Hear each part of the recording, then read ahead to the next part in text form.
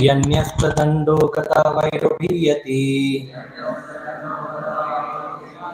यन्यस्तदण्डो गतावैरुभीयाति।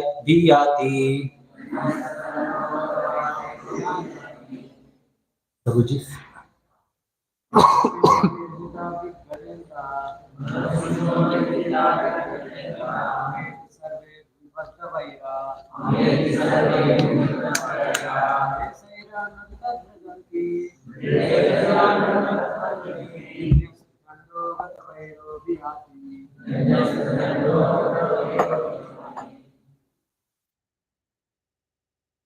माताजी।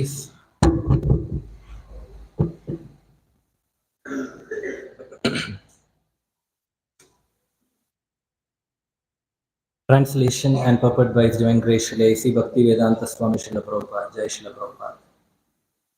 There were and are many political and social heroes who have conquered enemies of equal power. Yet, due to their ignorance in believing that land is theirs, they fight one another and lay down their lives in battle. They are not able to take up the spiritual path accepted by those in the renounced order. Although they are big heroes and political leaders, they cannot take to the path of self-realization. Purport. Big political leaders might be able to conquer equally powerful political enemies, but unfortunately they cannot subdue their strong senses, the enemies that always accompany them. Not being able to conquer these nearby enemies, they simply try to conquer other enemies and ultimately they die in the struggle for existence.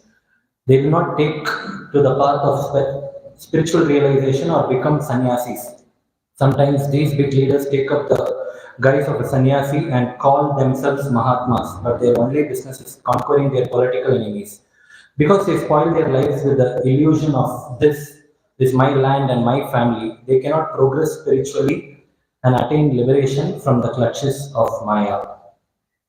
Translation with repetition. There were and are many political and social heroes who have conquered enemies of equal power.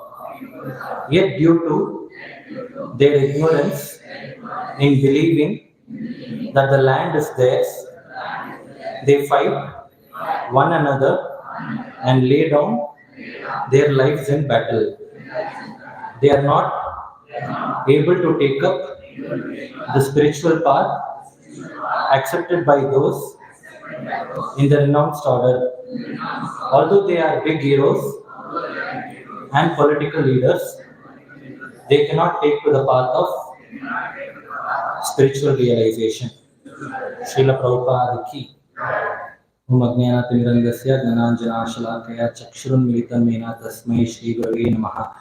Nama Om Vishnu Padaya Krishna Preshtaya Bhutale Srimate Bhakti Vedanta Swaminiti Namane Namaste Saraswate Deve Kauravani Pracharani Nirvishesha Shunyavadi Paschatya Deshatarine Jaya Shri Krishna Chaitanya Prabhu Nityananda Shri Advaita Gadadhara Shri Vasadi Gaura Bhaktivinoda Hare Krishna Krishna Krishna Hare Hare Hare Rama Rama Rama Shri Shri Gandha Vikidya Shriman Mahaprabhu ki.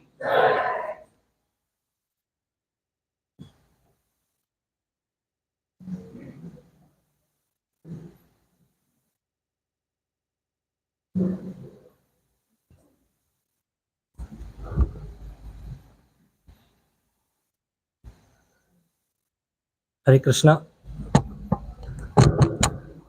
Hare Krishna. Welcome you all to this Sunday Feast program. I once again repeat, today's fast breaking time is very short. I think it should have been broken by certain time, I think 8:15 or something. So someone who is not yet broken their fast is, I hope everyone has broken your fast.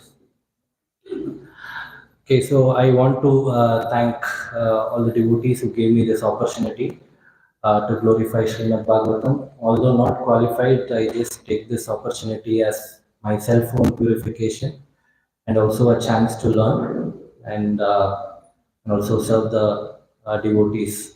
So if there is any mistakes, Please feel free to correct me, and please forgive me for my mistakes.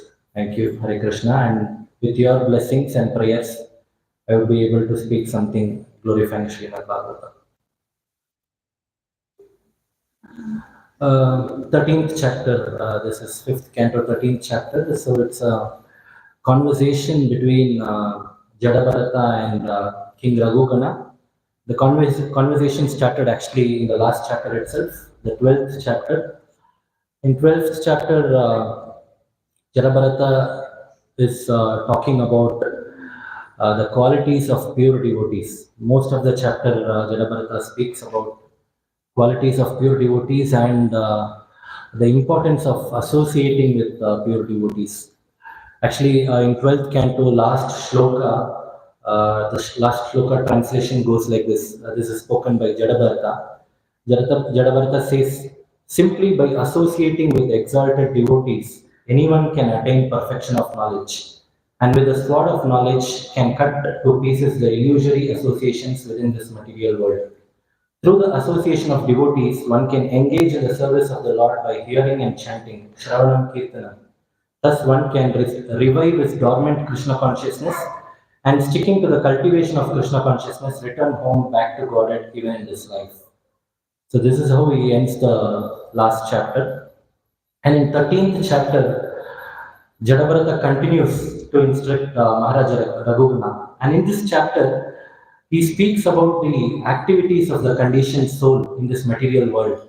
Mostly the chapter is about how the conditioned soul struggles in this material world in each stages of his life. And in this specific shloka, the 15th shloka, Jadabharata specifically speaks about the qualities of an ideal leader and what should be the duties of an ideal leader. So we can try to see this session of how an ideal leader should be from a Krishna conscious point of view. It may also apply for any leaders, even outside Iskcon or outside Krishna consciousness. After all, the basic principle or the characteristics of leader is one and the same wherever he is. So Prabhupada, in his purport, I just read the purports, I'm repeating once again, he makes an important statement. He says, big political leaders might be able to conquer equally powerful political enemies, but unfortunately they cannot subdue their strong senses, the enemies that always accompany them. Not being able to conquer these nearby enemies, they simply try to conquer other enemies and ultimately they die in the struggle of existence. So Prabhupada, in his lectures and in his books, he often quotes the example of powerful leaders like Hitler and Alexander. You know, all these great leaders, they were so powerful. They conquered the whole world. But after, where are they now? It's only mere names. They are nowhere. So Prabhupada used to tell that, you know, all these leaders, they were able to conquer the world. But one thing they couldn't conquer was they couldn't conquer their own self. No, they couldn't control their senses. And today they are just history, they are just names. Once Alexander the Great, he came to India. No, he wanted to meet a sage. That sage was was a very famous and a very devoted saint. So when Alexander was passing through, he came to know about this sage and he wanted to meet this sage. And he sends he goes to the ashram and sends two of his assistants to meet the sage.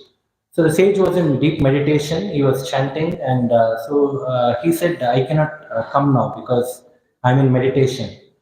So the assistants came back to Alexander and told that the sage is busy with his meditation, he cannot come. Then Alexander told, you go and tell him that who has come. You tell him that Alexander the Great has come. So the assistants went again. They told the sage, it is Alexander the Great who has come. So you have to, he wants to meet you. So the sage sage said, it doesn't matter whoever it is. I'm not going to come because right now I'm doing my sadhana. So the assistants came back and told Alexander. Alexander got angry this time. So he went, how dare this guy doesn't even know, doesn't even recognize me. So he goes personally and he calls out the sage. Uh, how dare you? No, you are not willing to come and see me. Do you know who am I? So he started, and the sage was not at all bothered. And Alexander kept on speaking and asking. So finally, he got very angry, and the sage replied. Alexander kept on asking, "Do you know who am I? Do you recognize who am I?" So the sage he got disturbed and he said, "Yes, I know who are you. You are my servant's servant." The sage says. So when Alexander heard this, he got very angry. He was a conqueror of the world. No, everybody used to, they never took, they were completely frightened to even stand in front of him. So this sage, he had the audacity to tell that your servant, when my servant's servant. So when Alexander heard this, he got very angry. He took the sword. He took the sword and he was about to kill the sage. And he said, "What did you say?" Sage said, "I said, you are my servant's servant." "Do you know who am I?" "That's what I said, you are my servant's servant." So the sage kept on saying this. So this guy, he immediately wanted to kill him. But he wanted to know why the sage told like that. So he told, "See, I'm anyways going to kill you. I'm not going to leave you. But you have to tell me, what did you mean by saying my servant's servant?" So then the sage said, "See, I'm a sage. I'm completely devoted and I've surrendered to the Lord. And we all have the six, what do you call it as? Doshas. What is it? Kama, Krodha, Moha, Lobha. Sorry? Yes. So Kama, Krodha, Moha, Lobha, Mada, Matsarya. So anger, Krodha is one of it. And the sage said, "I have controlled my anger. I have controlled. I don't get angry. I have completely controlled. Anger is under my control. But the same anger is controlling you. That is why I said, you are my servant's servant." So as soon as Alexander heard this, he just got up and left the place. So this is how Prabhupada says, all these big leaders and political, they all, no, they conquer the world, but it's very difficult for them to control their own senses. So as a human being, this is what we have to first try to control our inner self. We think all these big leaders and like Prabhupada says in political parties, they are rivals. No, they have a lot of enemies. But Prabhupada says our main rival is our mind. So once we are able to control the mind correctly, and once we are able to make mind as our friend, then the other enemies are not so dangerous for us. And on the other end, you can see great leaders like King Yudhishthira, King Prithu Maharaj. These were all ideal leaders. They were all ideal leaders. They used to rule the kingdom very ideally. Why? Because they followed in the footsteps of the Mahajanas. No Mahajana yena gatastu panta. They just used to follow what the previous acharyas did, what the Mahajanas followed. Now we can take example from the Shastras and in this session we can try to take example from the Shastras and see what an ideal leader should be and what his qualities should be. So the first quality of the leader is a leader should be genuinely concerned about the welfare of his subjects. So this is very important. A leader should genuinely, a leader will have many, can be disciples or reportees or many subjects under him. So he should have very genuine concern for everyone. A leader should not just think about himself. Oh, let me make first myself safe and then I can look after others. No. So when you have someone dependent on you, it is our responsibility to have that genuine concern and take care of them. We can see the same example like Prithu Maharaj. Prithu Maharaj, he fought for the citizens. When Prithu Maharaj was ruling initially, there was completely drought. There was no rain. Prithu Maharaj fought with Indra and he brought the rain. He was completely concerned. There was a lot of scarcity of rain. Using his powers, he brought rain. Praja, What is the meaning of praja? In today's world, praja means only human beings. Even if you see the dictionary, the word praja means people, which means they think praja means only human beings. But actually, that is not the case. The actual word of praja is each and every living entity. Praja means not just citizens, it is each and every living entity. So Prajapati, when a king, he has prajas under him, it is his equal responsibility to not only take care of human beings, but even each and every living entity. Forget about living entity in today's world, even the human beings are not taken care properly. In the Shastras, there is one good story. There was Shibi Chakravarti. Shibi Chakravarti was a very, very pious king. He was very devoted and he used to do a lot of charity. By looking at his charity, even Lord Indra and Agni Deva were very much attracted. No, because even in the demigods, even in the denizens, there were no one who could do charity like this. He was so much concerned about each and every subjects within his kingdom. So they wanted to test.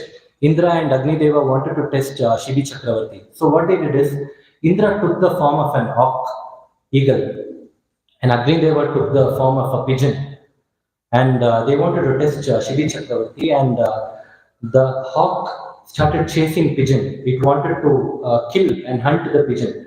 The pigeon was running for its life. I'm sorry. Was running for its life, and then it understood that the only person who can save me is my king, Shibi Chakravarti. So pigeon came running with Shibi Chakravarti and sat on his lap. So it started speaking. Of course, it was Indra and Agni Dev, so there were special pigeons and hawk. The pigeon started saying that there is a hawk which is chasing me. It wants to hunt me. So you're a king. You have to save me. So the king says, "Don't worry. You have taken shelter of me. I will save you." And he safeguards the pigeon. Meanwhile, the eagle, hawk, comes and it demands the king to release the pigeon. You have to release the pigeon because he's supposed to be my food. Shibi Chakravarti says, "No, I am a king and I am supposed to give protection to whoever has taken my shelter." Then the hawk says, "If you see that way, you're supposed to help me as well. Even I am your praja. Even I am part of your kingdom and I am feeling hungry now. Who will feed me food?" So king says, "Okay, if you want food, I cannot give you this pigeon, but rather you can take my flesh. I will offer you my own flesh." Then the hawk says, it's actually a big story, I'm just shortening it. And the hawk says, "Okay, then you have to give the flesh from your right thigh. And again, there are certain rules which the hawk puts. No, you have to give it with complete satisfaction. There should not be any distress on your face. No, even if a drop of tears comes in your eyes, I will not agree that I will not accept that offering." So Shibi Chakravarti, started cutting from his right thigh. He used to take the flesh and he bought a weight machine. And the rule was he has to give the flesh which is equal amount of weight of the pigeon. And he used to cut the flesh and keep it. He bought the weighing machine, weighed the pigeon on one end and kept on adding the flesh. So to everyone's surprise, somehow he's just cutting, but the pigeon is not coming up. Still the pigeon he's put more flesh, but some magic has happened. And finally, it's again a long story, I'm not going through. At one point of time, tears comes from his eyes and he gives a reason for that. So it's a long story, I'm just shortening. Then finally, Shibi Chakravarti offers himself to him, to the weighing machine, and he says, "You can take my own flesh." Then the hawk, they come, they take their original swarupa and they appreciate Shibi Chakravarti and saying that we are actually Indra and Agni Deva, and we wanted to test your charity and your mindset of saving your subjects. So this is how, those days, this is the quality of an ideal leader. He should have genuine concern for his subjects. Prabhupada says every leader should have responsibility because with every post comes responsibility. So that's what Prabhupada says. And this is the first point. So the first point is leader should be genuinely concerned about the welfare of his subjects. Second quality of a leader should lead by example. So Prabhupada says Iskcon should be filled with leaders. Leaders means leading by example. And by leading by example, we show the whole world what it means to be a leader. Jesus Christ says, one should not talk too much, but at the same time he has to preach. How is this possible? He says one should not talk too much. He has to keep as silent as possible, but at the same time he has to preach to everyone. How is it possible?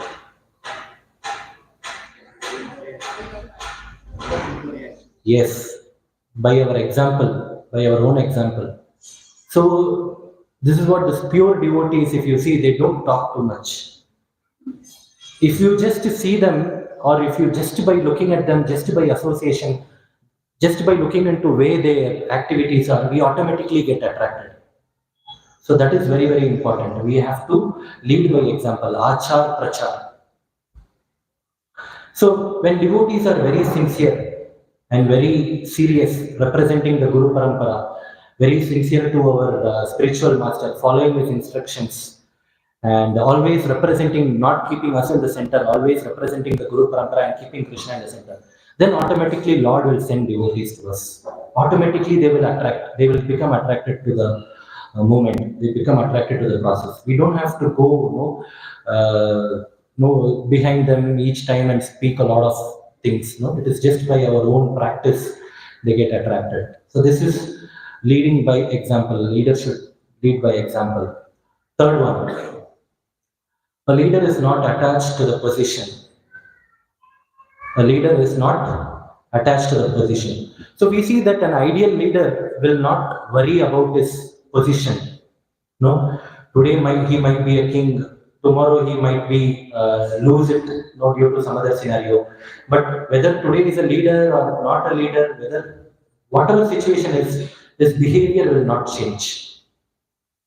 We can see the example of King Prataparudra in Jagannath Puri. Prataparudra was a very, very powerful king. He was not only the king of that the area of Puri, but he was much more than a king. He was almost a Chakravarti. So what he used to do when there was Ratha Yatra, he used to come with a broom and he used to clean. He used to clean the Rath, in front of the Rath, he used to clean and he used to serve the devotees so that the Rath can come, the Lord can come. So he was ready to do that menial services. Right? So there was a time when even Shiva slapped Prataparudra. When Prataparudra was not just in ecstasy, when everyone was dancing, there was some rush, and Shri was in between, he slaps Prataparudra, and Shri also did not know he is a king, and king also did not react. So that's the greatness. And once upon a time when Prataparudra wanted to take darshan of Chaitanya Mahaprabhu, Chaitanya Mahaprabhu was a sannyas by that time, and he did not want to give darshan to people who are very, very no kingly order, because they were completely opulent. And since he was a sannyas, he did not want to give darshan. And Prataparudra, at a point of time, he said he is ready to give up his kingsmen, and he is ready to beg in the streets. He is ready to give all his opulences and dress, all this royalty, if he is okay to get the mercy of Chaitanya Mahaprabhu, darshan of Chaitanya Mahaprabhu. So this is what this is what great leaders do. They are not attached to their position. They are not at all attached to they're always, their mindset is to do menial services. We can take the example of Ram. During the Pattabhishekam, Ram was informed by his father Dasharath that you will be made as a king tomorrow, so get ready for Pattabhishekam. The very next day, so everything was set ready. Tomorrow morning he was supposed to become the king. Pattabhishekam was supposed to happen. And the father came and told, no, Ram, you're not going to become the king. You have to leave to the forest. So the difference between the two dialogues from his father, Shastras say, Acharyas say that when Dasharath informed Ram that you will become the king, and when Dasharath informed that you are not going to become the king, you have to go to forest for 14 years. Ram's expression was same at both the scenarios. He did not know, he did not feel more very happy when dad told you are the king, or he did not feel very sad when he told you are not going to be king. Because he was not at all attached to the position. No, he took that as a service. Our great honorable Prime Minister, once he was giving a speech some 3-4 years back, he was mentioning about some incident when he was the CM of Gujarat. So the way he mentioned that is, he did not say when I was the CM of Gujarat. He said when I was serving as the CM of Gujarat. So that shows the mindset. When I was serving as the CMF, so he took it as a service. He did not take that as a position or something. So that's what great leaders do. They are not attached to position. The great, who was the American President Obama. So the once he came out of the post, he was just moving around in cycle, and he was a very normal man. This is what great leaders do. And we can see the example of Srila Prabhupada as well. Srila Prabhupada was not at all attached to any of his positions. He had lot of temples. He had built 108 temples, and no so many. He had so many places, but wherever he went, he just stayed for 1 or 2 days. He did not stay. Hare Krishna Prabhu, with your blessings, Prabhu. So Prabhupada, in 6th canto, there is a conversation between Daksha and Narada Muni. Daksha curses Narada Muni, and he says, see, my initial set of children, I wanted to do tapasya and concentrate on progeny, but what you did, you made them devotees. You preached them and made my devotees. I was okay, but when I sent my second set of devotees. First set he sent 10,000 children, sons. Second he sent 1,000 sons. Again Narada Muni preaches and makes them devotees.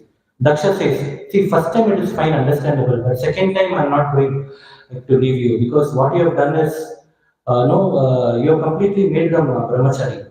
And so I am cursing you, you cannot stay in one place. And in that purport, Prabhupada mentions, today my situation is same. So I have brought all these young Americans and all young boys to Krishna consciousness movement. And today their parents have cursed me that in such a way that I am not able to stay in any place for more than 2 or 3 days. And Prabhupada actually he goes on to say that anyways I am also happy with that, because I want to concentrate on my finishing Bhagavatam. So I want my young sannyasi disciples to travel on behalf of myself, so I can transfer for my karma to them. So Prabhupada in a very funny way he mentions. So, and then in fact Daksha became intelligent third time, and he did not have sons. He decided to have daughters, so that the Narada Muni cannot approach them. So anyways, the point is that Prabhupada, although he had lots of positions, he was not attached to it. So that's the quality of a leader. A leader is not attached to his position.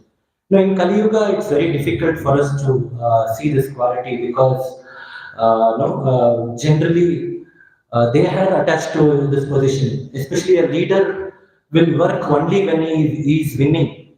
No, he will do a lot. We can see materially, if someone loses an election or something else, right? He doesn't even look back or come towards the citizens. Now, only if they are winning, and if you make them win, only then they will. So, the next quality of a leader is, a leader should see everything in connection to the Lord. So, this is one important quality of a leader. He should not keep himself as a center of activities. He should always try to connect everything with the Lord. He has to see everything as Lord's mercy. Now, in 5th canto, Rishabdev says, he preaches his son, Guru na sasyat, svajano na sasyat, pita na sasyat, janani na sasyat, daivam na tatsya, na patishcha sasya, na moche dhyat samupet amrityam. One who cannot deliver his dependents from the path of repeated birth and death should never become a spiritual master, a father, a husband, a mother, or a worshipable demigod. Guru na sasyat, spiritual master. An example of one rejecting the spiritual master is Bali Maharaj. Bali Maharaj rejected Shukracharya when Shukracharya stopped him from surrendering to Vamadev, the Supreme Lord. Swajano means relatives. The example of one who rejected the relatives is Vibhishana. He left his brother Ravana. He tried to reach Ravana, he tried to say, give Sita back. It's not good because you are directly confronting the Supreme Lord. He did not listen, so he came out from that association and he joined Lord's army. Pita, Pitanasya, Pita means father. Prahlad Maharaj rejected Hiranyakashipu. When Hiranyakashipu was against Vishnu, Prahlad Maharaj rejected him. Janani, Janani means mother. Bharata Maharaj, sorry, not Bharata Maharaj, Bharata, Ram's brother Bharata rejected Kaikeyi when he came to know that she acted against Lord Ram. Daivam, Daivam means demigods. Katwanga Maharaj rejected Indra. So there was similar to Parikshit Maharaj, Katwanga Maharaj also, no? He actually helps Indra to fight the demons. And Indra says that he will give a kingdom in the Indra Loka. No, Indra actually asks what you want. No, what you can ask me any benediction. So Katwanga Maharaja asks, no, I want to go back to Godhead. Indra says, no, I am not the correct person to give it. And Katwanga Maharaj said, okay, at least say when will I die? What is the time left out in my life? Then Indra says, you have only one kshana. One kshana is 24 minutes. You have only 24 minutes. So immediately Katwanga Maharaj, no, he rejects Indra's offer and he goes back to the earth and he starts doing meditation. So this is an example of rejecting Daivam, demigods. And the last one, Patihi. Pati means husband. And we can see in the Vrindavan Leela, the wives of the Brahmanas, they rejected the Brahmanas when they were doing sacrifices and the lords, when the Gopas came asking for food, prasadam for Krishna, these Brahmanas were so much ignorant. They said, no, we cannot offer unless and until the Bhoga, this is getting, yajna is over. But the wives of the Brahmanas were very instantly attached to the Lord. They did not think about anyone. They just rejected the Brahmanas and they served the Supreme Lord. So this is very important. The leaders should see in everything connection to the Lord. If something is not connected to the Lord, then we have to come out of it. So that's very important, and this is one good example where Rishabhadev teaches his son. Next quality of a leader is very humble and down to earth. This is very important. Very, very important quality of a leader. He should be very humble. If we see the cover page of Krishna, Bhagavad Gita, you can see Krishna has taken the position of a Sarathi. And Sarathi, it is said, it is one of the most lowest positions. Because in the war field, because of the noise and because of the attention the warrior needs to pay to the enemies, it's very difficult to communicate to the Sarathi. So generally the way the warrior communicates to the Sarathi is through legs. If he kicks on the left side of the shoulder, the Sarathi should take left turn. If he kicks on the right side, should take right turn. If he kicks on the lower part of the shoulder, then he has to stop. If he kicks on the upper part, he has to go straight. This is the way it has to be communicated, because he cannot see the Sarathi or communicate because of the noise and because of the missiles coming. So it's very difficult.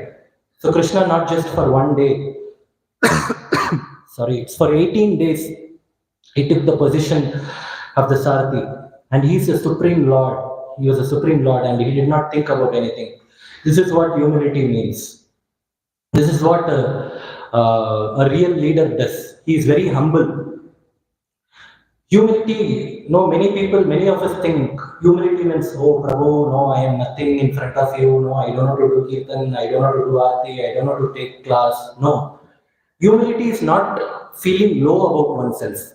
Real humility is to feel less about oneself. There is two differences. Feeling low about oneself is not humility, it's inferiority complex. You keep feeling I'm low, you're still thinking about you. So that is not humility. Humility means you should never think about yourself. Feeling less about oneself, that is humility. Not feeling low about oneself. And especially in a crisis scenario, it's very, very important for us to be humble. So this Prabhupada says, whenever there is a crisis, especially a leader, not only leader, everyone, but it's very, very important for us to stay humble. During these floods, you can see when there are when these floods come, these big, big trees get uprooted. We can see very easily. But these small, small bamboo sticks, they are not uprooted. They still stay still. Why? What happens when the rains and flood comes? The bamboo stick go down, comes up. Bend down, comes up. So when there is a crisis, you put yourself down, be humble, and come up. But the trees are not like that. They stand still. They stand still, and that is why they are getting uprooted very easily. So in a crisis situation, it is very, very important. That's what our the shloka says, Trinadapi Sunishena Taravapi Sahishna. We have to be humbler than a grass and tolerant than a tree. That is more important. No, in the battlefield of Kurukshetra, Ashwatthama came to know that Dronacharya was killed. So Ashwatthama released this Narayanastra. So Narayanastra is one of the very powerful astras. It is very, very powerful. And nobody can release any other astra against Narayanastra. Maybe someone will have a Brahmastra, or someone might have Pashupatastra, which is Lord Shiva's astra. But the problem is when you release Pashupatastra or Brahmastra against Narayanastra, they will not fight Narayanastra, they will go and join Narayanastra. Because it is Supreme Lord's astra, and it becomes, the astra will become more powerful. So the only way to safeguard oneself is Hare Krishna. We should just bend our head and say, I am all yours, I am surrendering to you. Please save. So only Krishna by his mercy should save us from the astra. So in the battlefield of Kurukshetra, that is what Krishna did. He was a Supreme Lord, and Narayanastra is his astra. He could have stopped it by his power, but he told all the Pandavas to bend down, lie down on the earth, bend down, bend down. He made everyone to bend down. But one person did not bend down, Bhima.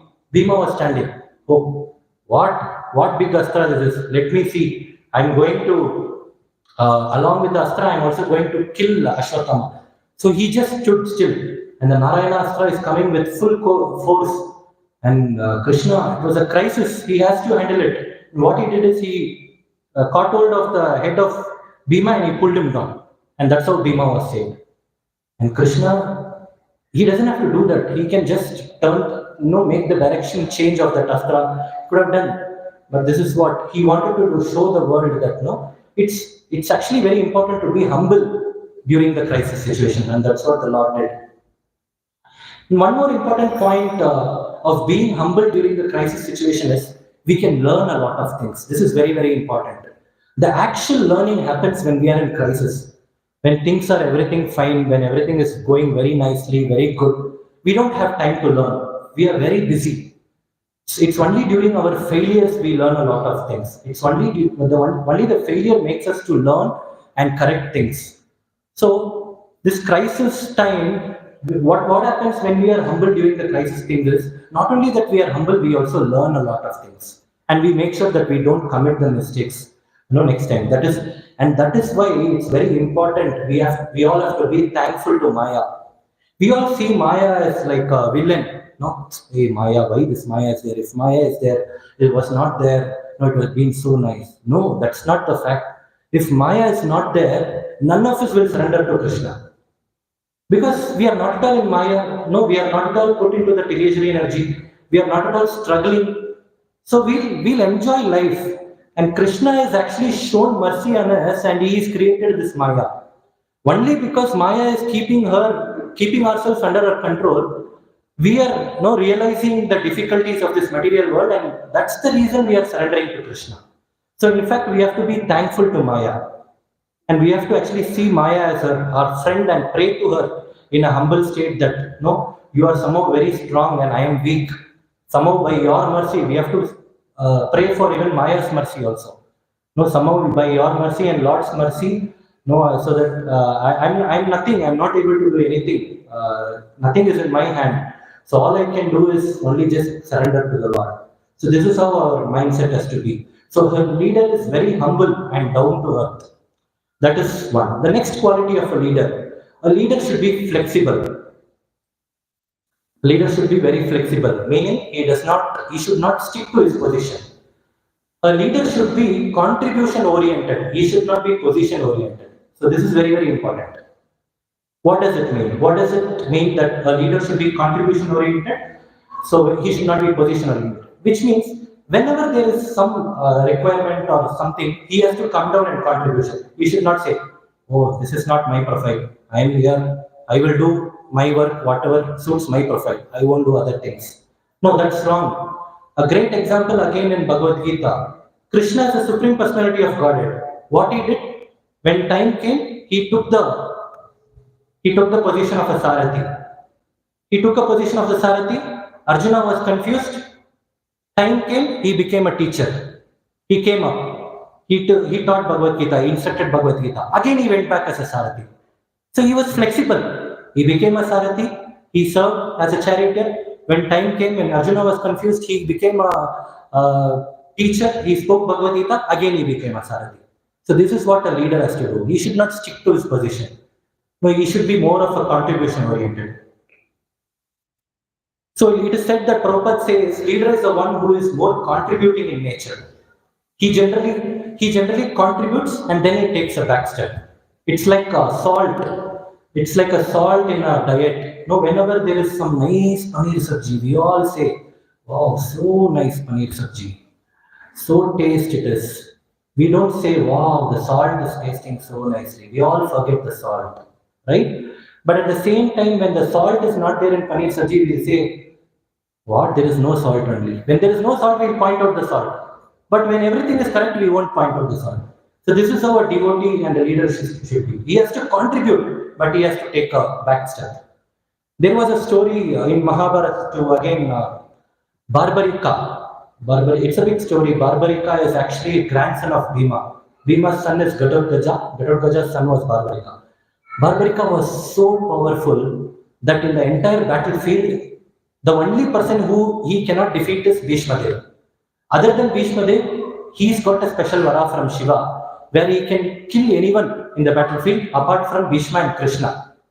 Krishna knew this, somehow he tricked and he killed Barbarika. He cut the head of Barbarika. Barbarika said that no, it was my long time wish that I want to witness this. I wanted to participate in this Kurukshetra battle, but now I can't do that. At least let me witness it. Then the Lord gave, okay, I will keep your head on the top of the hill near the Kurukshetra, and you can. He also gave him a Divya Drishti that you can witness the entire battlefield. So apart from Sanjaya, Barbarika was another person who could witness the entire battlefield. So Kurukshetra battle got over, and now it was time for man of the match, man of the series award. So all these people knew, okay, Pandava started speaking. No, Arjuna started speaking. Did you see the way I played with my Gandiva? Bhima started speaking. Did you see how I played with my Gada? No, I was just killing all the 100 sons of Dhritarashtra. No, each one of them started speaking about their own glory. Did you see how I, then everyone, Krishna said, they started coming and asking Krishna also. So what is your opinion? Krishna said, there is Barbarika, you can go and ask him. He has witnessed the entire battlefield. Krishna said, see, I was your Sarathi, so my attention was only on the, making sure that I have to take you. So I did not see, what was happening behind and all those things. So better you go to Barbarika. So all these Pandavas went. Barbarika, so you saw the entire match. Who is the man of the match? Who is the man of the series? So Barbarika says, did you guys even, were you guys even there in the battlefield? Did you even fight? Because I did not see you. Arjuna, Bhima, everyone shocked. Bhima told, I killed 100 sons. Arjuna says, I killed Karna, all great warriors. You did not see? No, I did not see. The only thing I saw in the battlefield was Krishna was there and his Sudarshana Chakra was going around and killing everyone. So in fact, it was Krishna's Sudarshana Chakra who was killing each and every. But so what Krishna did, he contributed and he did not, he made Arjuna as an instrument. He gave that results to everyone. He gave the credits to everyone. So he contributed and he took a back step. And this is the important quality of a leader. He contributes, he takes a back step. He does not sticks to his position. That means a leader is always flexible. Next, a leader should have service attitude. Now this is very important. A leader should always think he is a servant of everyone, servant of servant. Only if he thinks he is a servant of everyone, he becomes a leader. If he thinks I am not the servant, no, if he is driven by post, then he is not a leader, he is a boss. So that's the difference between a boss and leader. A boss is always driven by post, but a leader is not driven by post. He's driven by service attitude. And this is another important point. This is one important point. I think I heard it in ILS. A boss is the one who gives you responsibility and keeps back the authority. I repeat, a boss is the one who gives you responsibility and keeps back the authority. Which means a boss will give, okay, you do this, you do that, you do that, all those things, but he'll keep back the authority. If something goes good, he'll say, oh, it is because of me. If something goes bad, he'll say, Ware Baba, what you have done, it's all because of you. But a leader is not like that. A leader gives you the authority and keeps back the responsibility. He gives you the freedom, independence. You go and do. I am there behind you. Don't worry. Even if you go wrong, no problem. I am there. I will stand in for you. And when things goes fine, when you are success, he gives the credits to you. But when things are not bad, if something goes wrong, he will stand in front of you. So this is the difference between a leader and a boss. A boss gives you responsibility and keeps the authority back with them. But a leader gives you authority and keeps back the responsibility with him. Another important point is a leader is a one who takes joy when he sees his members are progressing, his subjects or whoever. This is very important quality. When a leader is mostly post-driven or when he's the entire point of contact, entire thing is about him, when he keeps himself at the center, he will not like others growing. But when he is selfless, he will take joy in see his members growing. So this is very, very important. And he, it's importantly the service attitude. He is always ready to serve. One time Abdul Kalam, there was a lot of scientists working under him. So there was one scientist that they had one specific project which had to go live, which had to release very soon. So all these scientists had to work day and night very hard. So they used to come early morning and they'd return home very late. And there was one scientist, it was his first anniversary. Not first anniversary, it was his wedding anniversary, and he has actually given his word to his family and wife that he will return back home very soon and he will take them to shopping outside. And Abdul Kalam was very close to his subjects and he knew it. He knew it, but somehow due to circumstances, the scientist had to stay back. He couldn't go. No, he had to stay back because the project was very important. So what happened is, this Abdul Kalam himself goes to this person's house. He does not tell him. He just goes and he does not tell him who he is. He tells that, see, I am your husband's personal secretary. He told that he is very busy at job. He is very busy at work and he is not able to come. So he said, he sent me so that I can come with you all and shop for you all and whatever things is necessary. So he took the family, he took them to shopping. He used his personal money and spent for them, and he said a goodbye and he came back. And the husband is returning midnight. It was 11:30. He's saying, "I'm very sorry, I couldn't come. I'm very sorry that work was very busy." The family says, "Why are you sorry? You sent your personal secretary, right? So we are happy." What? My personal secretary? I don't even have a personal secretary. Who is that? So somehow he showed the photo and finally he could, this is the person. She told, no, he has a long hair and all those things. So she could, this is Abdul Kalam. He's my project manager. And he was very touched. This is the quality of a leader. No, he stands up for his subjects. No, he's always in the service mode. This is the quality of a leader. Another important quality of a leader is expert in handling crisis. The first thing we saw is he is humble in handling crisis. Now a very expert in handling crisis. No, he does not blink. And one of the reasons for it is he always depends on the Lord. And he depends on his previous acharyas and he takes guidance and mentors. So that's very important. A quality of a good leader depends on how he handles the crisis situation. Now we can see a lot of motivational speakers. They talk about, we can do that, this. This is all when they're all in good condition. When they really go down, they don't even come on stage. That's a different story. With the material motivational speakers.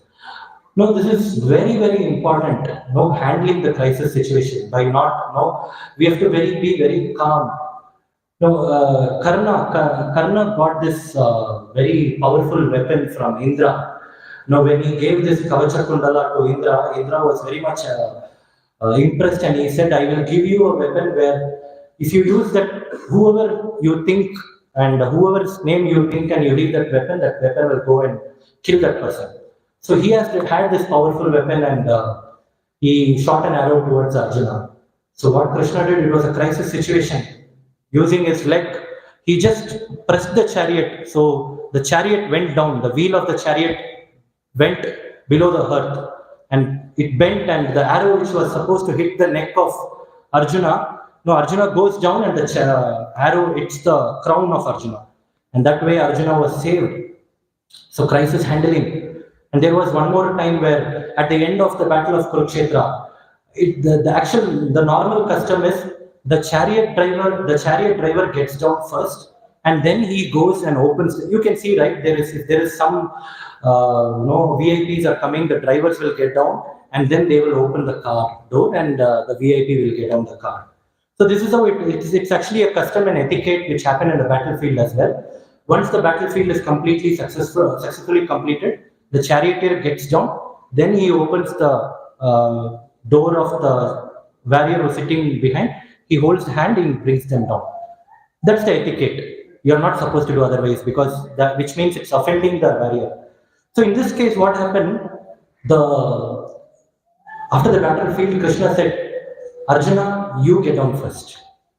So Arjuna thought, oh, it is actually the charioteer who was supposed to get on first, and only after that I am supposed to get on. Krishna says, you get on first. Then Arjuna did not understand why Krishna is. No, that's okay, you get on, I'll tell. So Arjuna got down from the chariot. He said, go a little bit far. He went. Not enough, little more far. Arjuna went little more far. Not enough, you have to go very, very far. Arjuna did not understand why Krishna is saying all these things. Then he went very far. And then what Krishna did, as soon as he made sure that Arjuna was very considerably far from the chariot, Krishna got down. As soon as Krishna got down from the chariot exploded. All these days, what happened was, all these missiles and weapons Krishna was observing. The Lord was observing. And because Krishna was in the chariot did not explode. Arjuna was safe. And if, as per the normal etiquette, Krishna would have got down first and Arjuna was there, it would have exploded. So this is crisis handling. Krishna, he handled it. And then there was Jayadratha. Jayadratha was Duryodhana's sister's husband.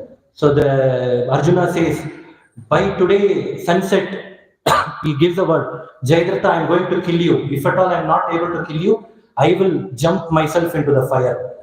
So Jayadratha said, oh, wonderful Arjuna, wonderful. This is the decision I wanted. What Jayadratha did, he did not even come to the battlefield. He went and hid into the kingdom. And all these Kauravas army were, they were all protecting him. Jayadratha never came.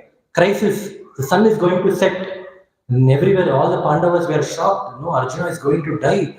Because he is given a word. What Krishna does, he releases the Sudarshana Chakra. Sudarshana Chakra goes and closes, it closes the sun. So it becomes dark. So everyone thinks it is sunset. Then Jayadratha comes outside clapping, Arey Arjuna, come, your time is up. Hey, hello, everyone pack your bags. This is done. But war is done, we have won. Arjuna is gone. Others are very easy to kill. Come, we'll go. Then come fire, they lit the fire, everything was ready. Then what Krishna did, slowly he is speaking to Arjuna. Arjuna, why are you going towards the fire? Don't you see it is not still sunset? Then Arjuna sees in confusion. Then Krishna looks towards the sun and he calls his Sudarshana Chakra back. Then Sudarshana Chakra comes back, and only then they are able to identify that the sun is not still set. And then Arjuna kills Jayadratha. So like this, each and every crisis. Of course, we are not like Krishna. We cannot imitate Krishna. But the lesson here is, when we depend on Krishna, Krishna will definitely. This is what Arjuna did. We cannot act like Krishna. We cannot make Sudarshana Chakra to do like this, or we cannot do all these magic activities. But we have to follow Arjuna. Like Arjuna, when we depend on Krishna, we can handle the crisis situation in a much, much better way. So this is what Krishna did. He was an expert in crisis management. Last few minutes. The next quality is leader empowers others. He creates new leaders. This is very, very another important part. But he instructed Arjuna, he wanted to give the credit to Arjuna. So he empowered Arjuna in that way. He made Arjuna as an instrument, so that he can get all the credits.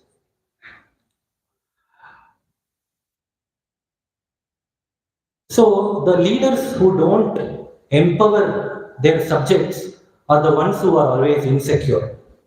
So this is very important. No, they think, no, as long as I am there in this position, only then I will get respect. Otherwise, it is very difficult. So better I have to stick to the position somehow. We saw the difference between boss and a leader is, right? A boss is one who keeps himself indispensable. No, he always thinks that I am very necessary. Without me, nothing is going to happen. No, if he thinks like that, he is a boss. No, people who want to keep them indispensable, then his subjects would always want to displace him. I repeat again, people or leaders who always want to keep himself indispensable, people will want him to displace him. His subjects will want him to reward this person, let him go, it's better, we'll get. So people will think like that. But a leader is the one who makes him dispensable. He thinks, see, I am not necessary, even in my absence, you can do. It is not that I have to be. So when a leader makes himself indispensable, when he empowers others, then the followers will be so much inspired, they will see that the leader as indispensable. A bit confusing, right? So person who thinks he is indispensable, his subjects would want to displace him. But a person who thinks he is dispensable, his subjects would make him indispensable. This is a law of indispensability.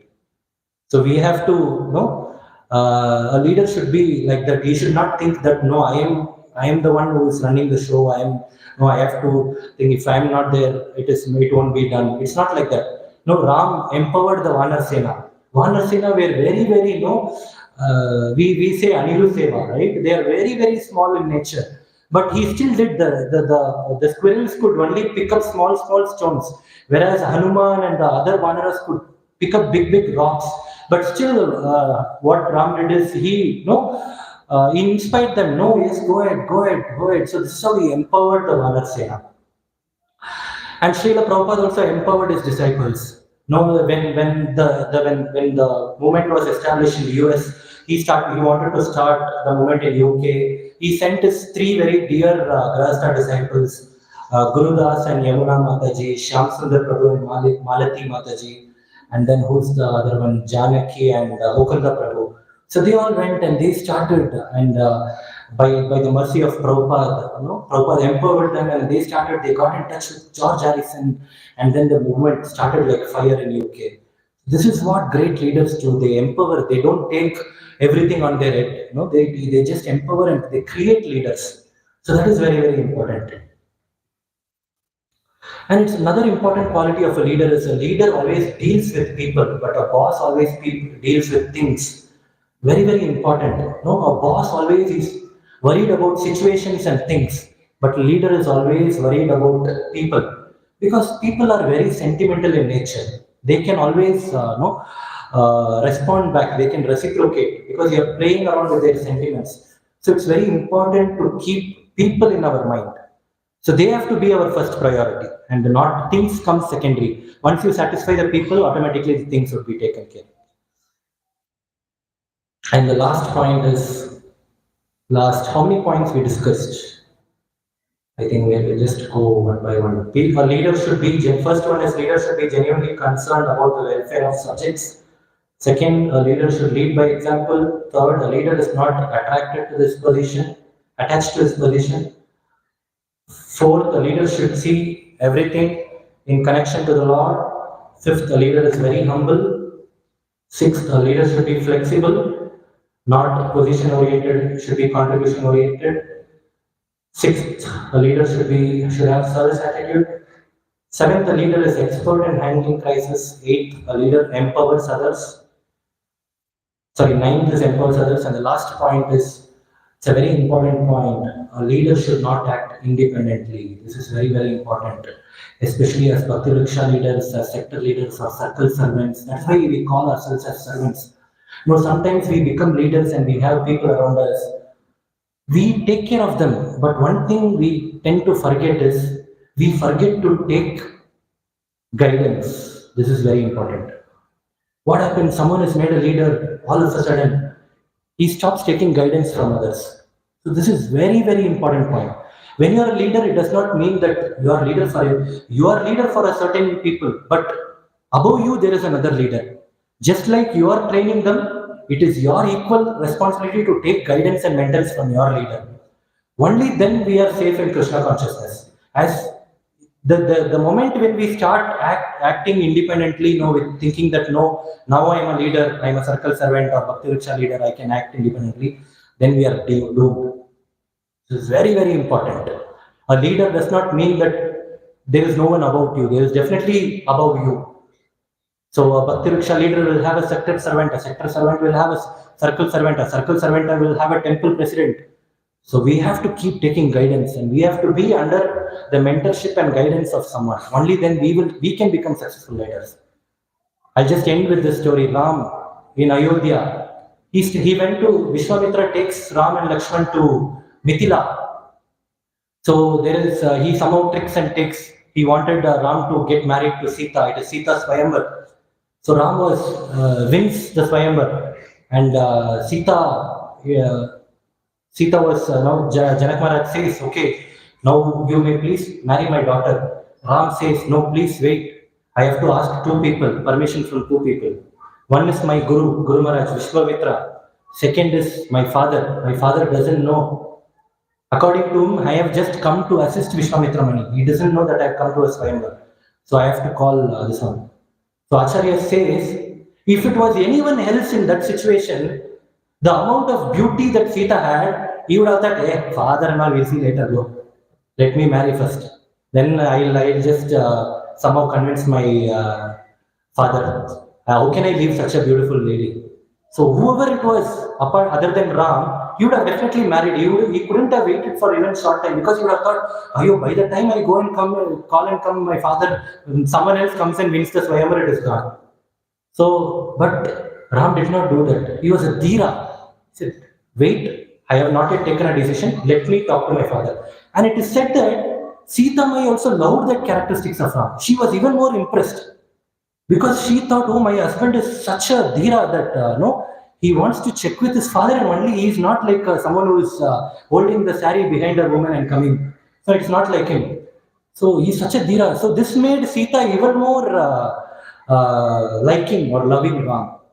So this was, although Ram was a supreme lord, he acted according to the scenario. He was a supreme lord, he won the Swayamvar by his own self, but he did not take decisions on his own.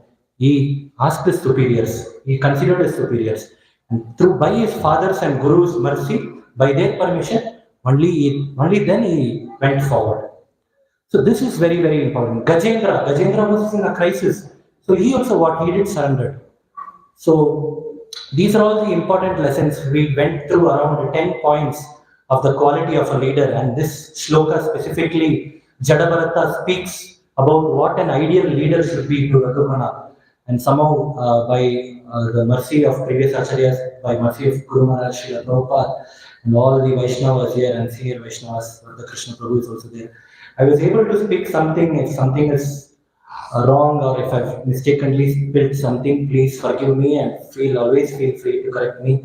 I'm always learning, and none of these qualities, I have not imbibed any of these qualities which I discussed now. The only reason I discuss is that it becomes a lesson for me as well, so even I can learn. It's more of a self-purity. So please pray and please forgive me if there is any mistakes being done. Thank you, Hare Krishna.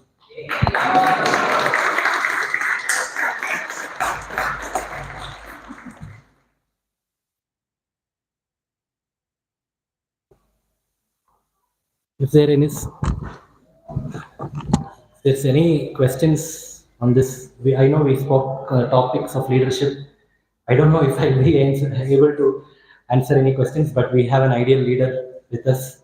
Grace Father Krishna Prabhu. So if you all have any questions, I'll be very happy to pass it on to Prabhu. Hare Krishna. So you talked about humbleness, feeling more and feeling less. Could you please elaborate more? Prabhu, you want to speak more on humility? Prabhu is asking, the question is, I was talking in class that there is a difference between feeling less and feeling low. So feeling less is humility. So can you add some more points on that? So please. To you, Prabhu.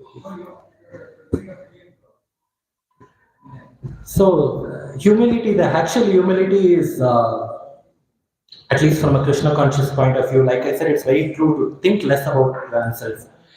When we say think less about oneself, the whole point is to think that I am nothing. The me and mine concept is taken away. I am nothing. Everything is Krishna. Krishna is the supreme controller. And we are the servant of the servant of the servant of him. We have to be in that mood. Whatever activities we do should be centered around Krishna. When we keep center as Krishna, automatically we don't become the limelight. When we keep ourselves, what does it mean to think less about ourselves? To think less about ourselves means you don't absolutely think about yourself. Don't bring yourself into the limelight. It is all Krishna. So this humility and surrender is somewhat, it has a very similar meaning. No, when you become humble, you automatically, it means you have surrendered to the Lord. What is surrender to the Lord? Krishna, I am nothing. I cannot do anything by my own. That is what Gajendra did. Gajendra was trying for 1,000 years. He was the king. He was literally being humiliated. He was trying, no, he was trying through his strength. He was trying through his family members.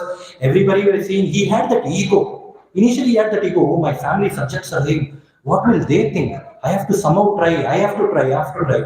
But at the end, he thought, no, he realized that Krishna, I am nothing. I am such a weak link. Maya is so strong. I am so weak. I am so weak. I cannot win against Maya by my own endeavor. I am completely helpless. Krishna, you are my only savior. So I am nothing. So this way we have to, the real humility is to, like I said, you contribute, but you take a back step.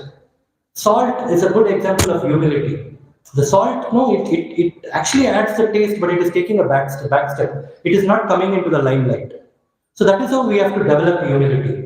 We have to start being humble, not taking the limelight, giving all the whatever good things. No, if we are being praised, we pass that appraisal to Guru and Krishna. It is only because of their mercy I am able to do.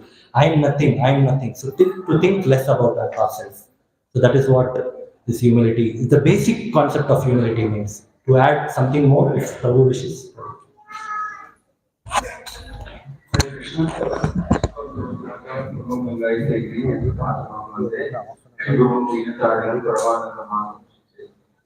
So in the Ramayana, you will see that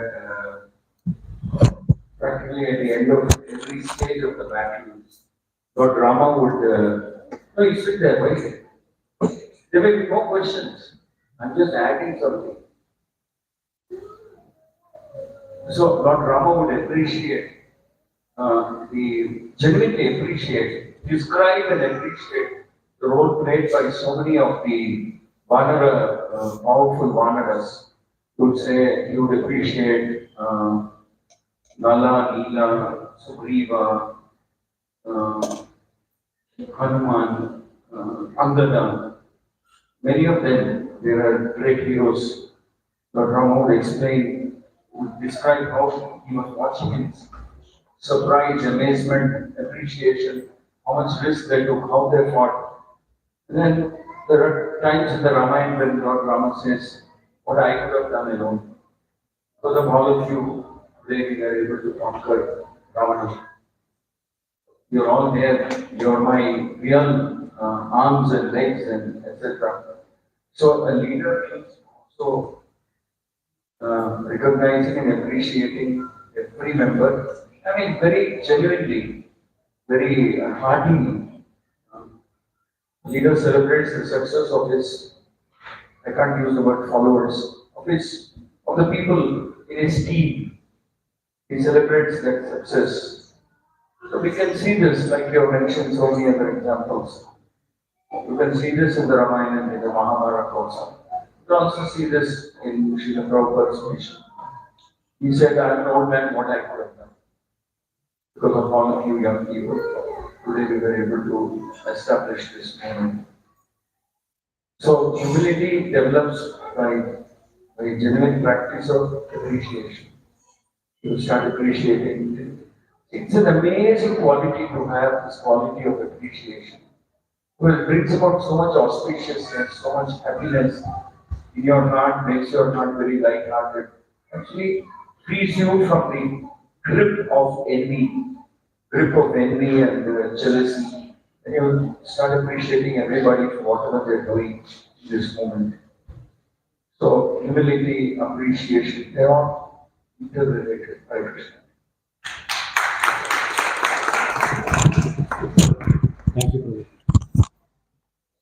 Hare Krishna. ಬೇರೆ ಯಾವ್ದಾದ್ರು ಪ್ರಶ್ನೆಗಳಿದ್ರೆ for any question, please feel free.